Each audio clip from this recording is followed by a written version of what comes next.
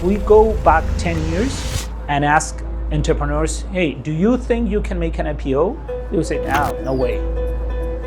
We had very little amount of venture funding available, very few companies going after large opportunities and growing very fast. I remember I was talking to some people that I knew at that time about the idea, and they were saying to me, no, Martin, that's impossible. We don't have the people, we don't have the engineers, we don't have the talent to do that. Also, being an entrepreneur was kind of something rare. 10 years ago, there wasn't a lot happening. I don't think there was a single incubator. There have been a lot of challenges. You still didn't have that concentration or high density of really talented people. If you were lucky, you would get the right education and you would get employed by a multinational. That was sort of the thing that most people wanted to do versus becoming an entrepreneur, which was full of struggle. Today, things look very, very different.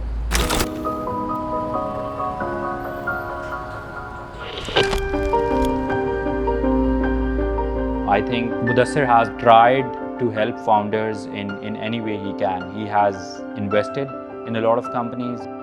He is a founder that did something when nothing was happening in this entire region.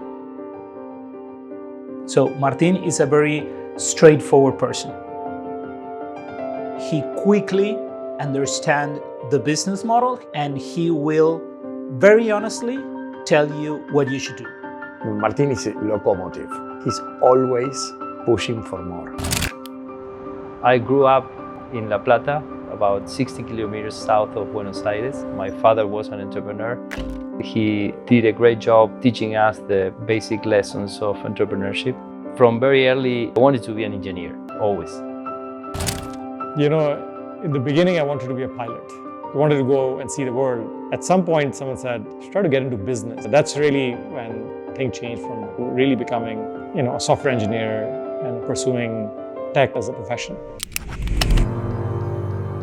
When you launch any startup, you are single-handedly focused on making it to the end of the month.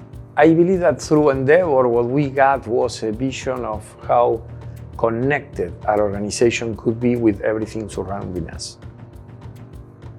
There's a lot of focus on business as a means to make an impact on the society. And that entrepreneur, through the Endeavor, got this pay-it-forward mindset that if I'm successful, I have a responsibility now to make sure that I pay this forward. Because Endeavor takes you from being a startup into a big company. Endeavor walks you through the whole process. The multiplier effect is that when an early ecosystem succeeds, a lot of people get inspired by their journey. And the fact that the region can actually graduate and produce high growth companies, we're definitely going to see even more and more unicorns. The multiplier effect is the core of Endeavor. It's why Endeavor should keep on existing. Because without that multiplier effect, many people that are starting companies today would never start it. The multiplier effect is the fact that one person can influence the next generation of entrepreneurs. If you can get the right people and figure out a way to align them with your purpose and values, things become a lot simpler. 10 years from now, there should be a few unicorns out of Pakistan. Uber is buying the Middle Eastern rival Careem. I think for anyone who's a part of Careem, it's something that has become part of their DNA, and it's going to stay with them forever. I think the Careem story, the impact that they've driven is really hard to quantify. The more success stories are celebrated, that breeds more success.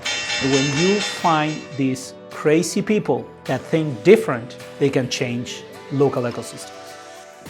I believe that we are not just co-founders of our companies, we are also co-founders of the future of our kids.